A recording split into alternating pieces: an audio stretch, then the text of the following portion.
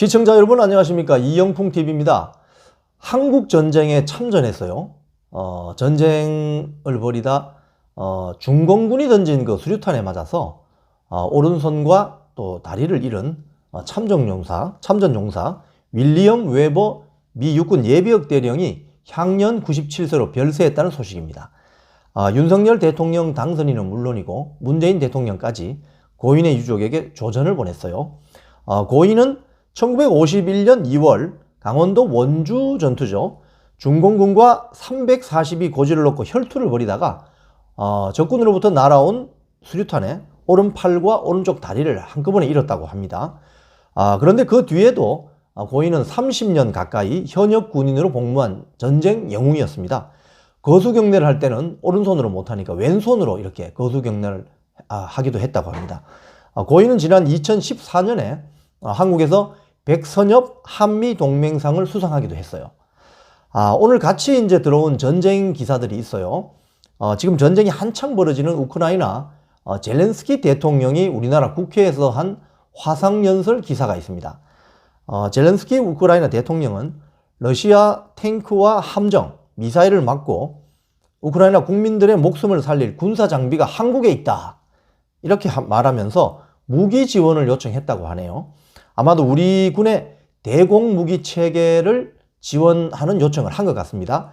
젤렌스키 대통령은 또 이렇게 말했습니다. 한국도 1950년대에 6.25 전쟁을 겪고 수많은 민간인들이 목숨을 잃었지만 국제사회의 도움으로 이를 이겨냈다 하면서 연대를 호소했어요.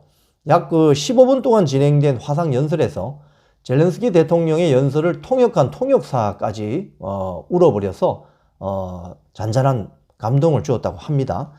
우리 정치권도 이에 대해서 젤렌스키 대통령 연설을 듣고 깊은 공감을 나타냈다고 합니다. 하지만 우리 군의 입장은 그리 쉽지 않다는 것이 국제사회의 엄연한 현실입니다. 살상무기를 특정 국가에 지원한다는 것은 국제법상 여러 가지 문제를 불러일으킬 수 있기 때문이죠. 비인도적인 전쟁을 반대한다는 것은 정치적인 레토릭이죠. 살상무기를 지원할 수 없다는 것은 또 엄연한 국제법상 현실입니다. 그래서 자주국방이 얼마나 중요한지, 그게 힘들면 평소 동맹국가들과 잘 지내야 한다는 것이 이게 엄연한 국제 현실이라는 것을 알 수 있습니다. 이런 가운데 미 해군의 그 핵 항모가 우리나라 동해로 진입한다는 소식도 같이 들어왔습니다. 지난 2017년 이후 5년 만에 처음이라고 하네요. 소식통에 따르면 에이브럼 링컨함 이끄는 핵 항모 강습단이 4월 15일 한 3, 4일 뒤네요. 4월 15일을 전후해서 우리나라 동해 공해상에 진입한다고 알려지고 있습니다. 핵 항모 강습단은 사흘 정도 공해상에 머무르면서 우리 해군과 연합훈련도 벌일 수 있다고 전해졌습니다. 핵 항모가 5년 만에 한반도 동해에 공해상까지 진입하는 것은 왜 그럴까요? 바로 그 북한의 부질없는 핵 위협 때문이죠. 북한이 지금 핵실험을 준비하는 조짐이 보이니까 미국이 절대 좌시하지 않겠다, 이런 액션을 지금 보이는 거죠. 냉정한 국제사회에서는 도덕 군자, 양심 이런 거 필요 없습니다.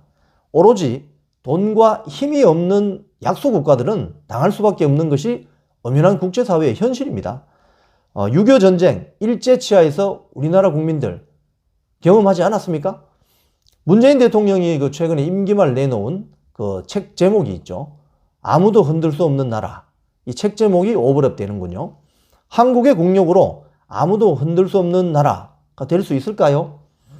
될 수 없다면 생존 전략을 찾아야 됩니다.